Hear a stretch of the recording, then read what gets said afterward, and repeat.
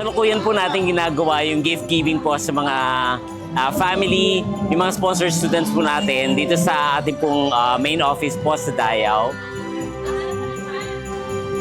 Binibigyan po natin sila ng mga packages katulad nito, isang simpleng balde na magbibigay ng kasiyahan sa kanilang mga tahanan ngayong Kapaskuhan.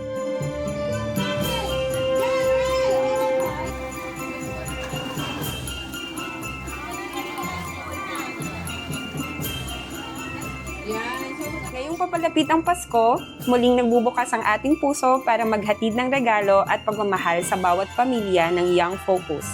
Sana'y samahan niyo kami sa pagbibigay ng liwanag ngayong Kapaskuhan. Para sa detalye kung paano makakatulong, bisitahin lang ang www.youngfocus.org.